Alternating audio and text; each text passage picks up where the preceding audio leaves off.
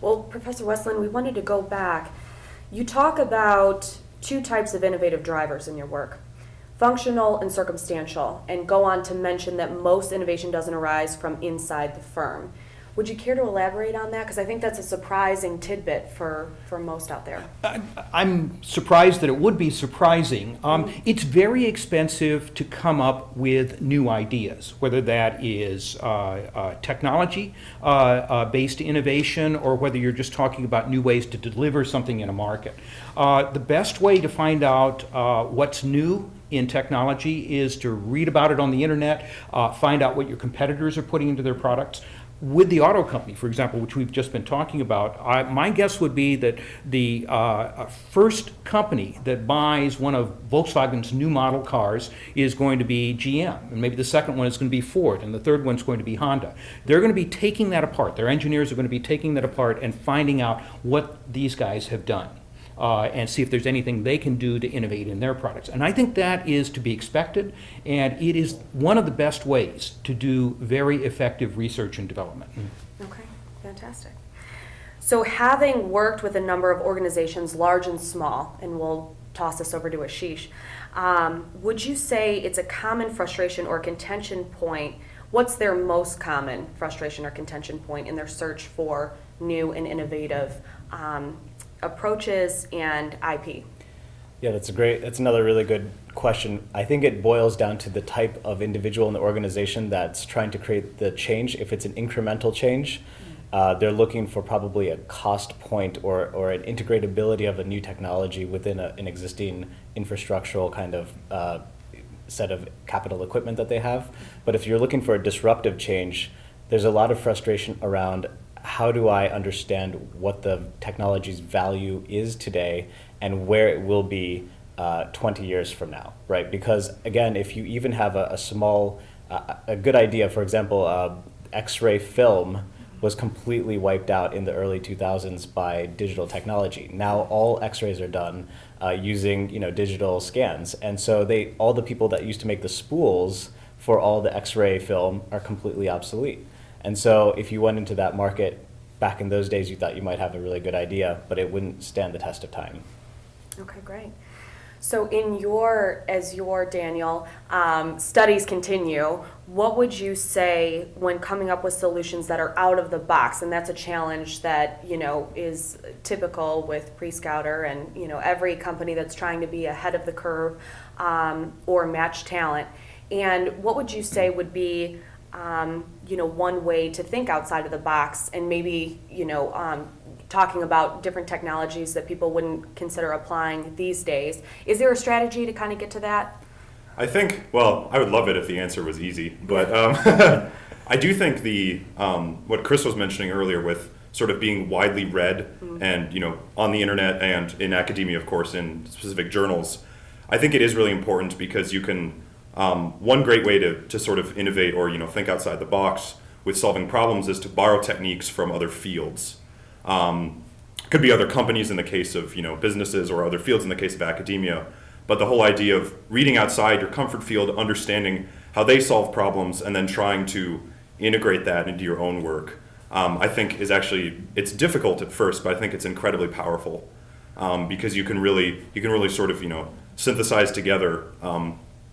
You can synthesize multiple approaches into something that someone else may not have seen or thought of, because they're not familiar with all of the things that you are if you're widely read. If I could just add to that, probably one of the best known researchers on creativity is Richard Florida.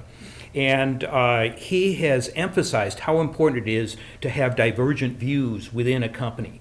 Basically have some sort of a comfortable level of argumentation over products in a company. He likes the idea of having many expatriate immigrants, of having a wide diversity of backgrounds, including sexual preferences, upbringing, schooling, and so forth, because it brings in so many different points of view and forces people to be creative, to think outside the box, so to speak. And to that point, actually, they did a study, actually a Harvard study, showed that the way innovation or disruption happens is generally not from someone within that field looking at the problem and trying to find a use, right? Yeah. It's usually someone external or has an adjacency with a technical skill set that would be able to apply over to that problem that was able to completely disrupt the problem from the core. Yeah. With R&D development Right. and taking on that strategy that Daniel mentioned and we all talked about, how would that translate into maximizing your return on your investment? Sure. The easy way to look at it is exactly what Chris mentioned, which is bring people of different mindsets, different disciplines, and different backgrounds together in the room and have them work as a team to really innovate and solve in a unique and kind of outside the box manner.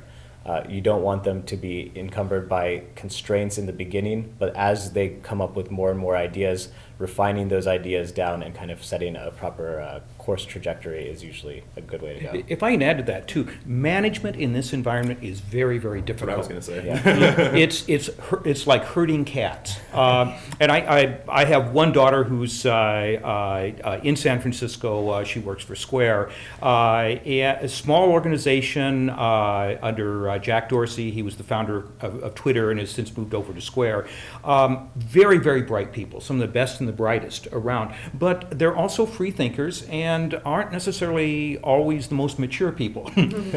So it can be very difficult for a manager to kind of herd everybody in and keep everybody pointed the right direction. There is a real balance that I don't that's required of managers that I don't think you necessarily see in some of the more traditional companies.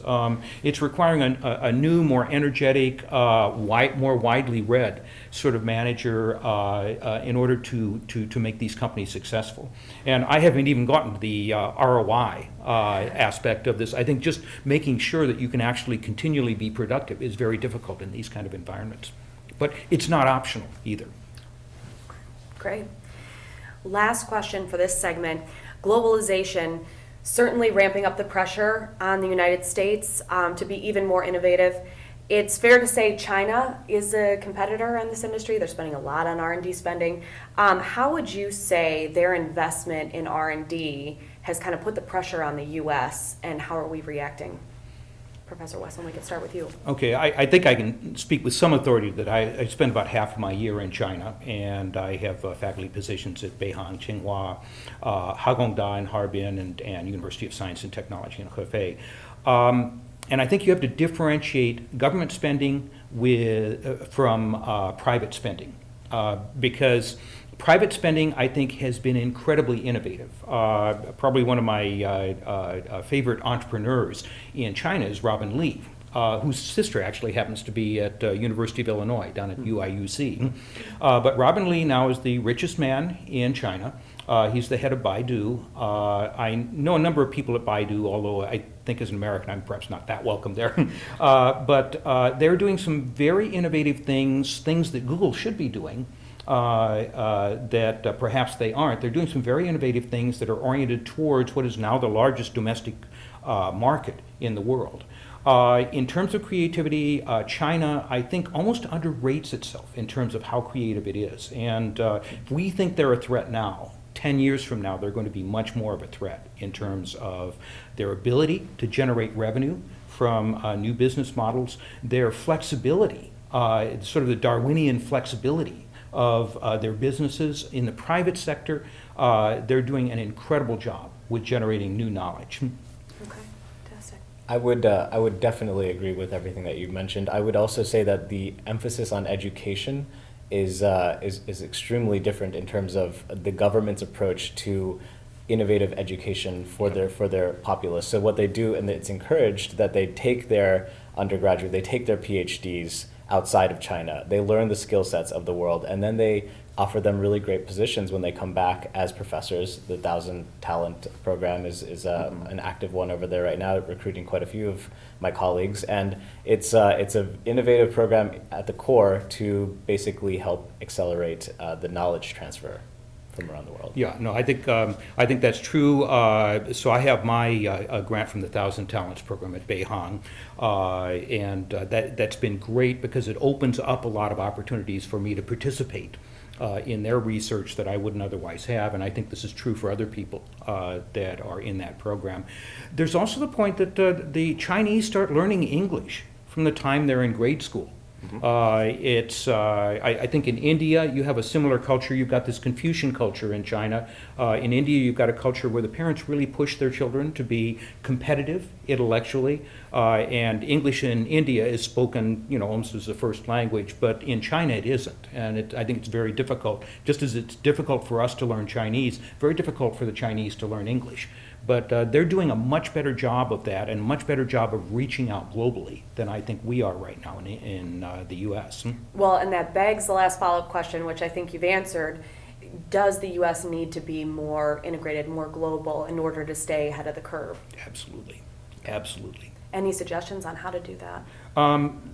So a guide should come from England, which is, I don't think, globally competitive now, but once was. And they still, they're the strongest sector, I would say, strongest global sector of their economy is their universities. They have world-class universities. We do too. Our universities are much better than the Chinese universities. And every university should essentially be getting programs on the ground in China. They should be getting their faculty over there to teach in China, find out what's going on. That's a first step, and then people should be picking up languages. It doesn't have to be Chinese, but go to China, go to Korea, go to Japan, go to India. All of these countries have active programs soliciting faculty and professional talent from the U.S., and we should take advantage of that. I don't think those programs will be in place in another 15 years. The countries won't need them. I would also mention that the United States should definitely invest much more money into the fundamental sciences. So really Yeah, looking I at, agree. we've been underfunded here, and that's the difference between China and us, is that they have inverted the model of spending in terms of fundamental academic research. How would that help you in your talent matching, Ashish? I think it would be extremely instrumental in the sense that you can definitely see a correlation between innovative and disruptive ideas and the amount of R&D or financial support that's put into a program. Once the people don't have to worry about spending this amount of money or that amount of money on specific equipment, they can start to brainstorm. As Dan was mentioning, you get interdisciplinary teams coming together, and you can actually start to disrupt problems that may have seemed impossible in the past, now seem not so challenging. Great. Would you agree, Daniel? I would, yeah. I think the only thing I could really add to those comments was that it's important. I think the fact that a lot of these programs won't be around in 15 years should be sort of a wake-up call to not get complacent as an American university, and I guess as an economy in general. That we really do need to start thinking about being innovative and competitive now, and investing in R&D now, and not pushing it off as that'll be the next rank of lawmakers or business people's problem, not ours.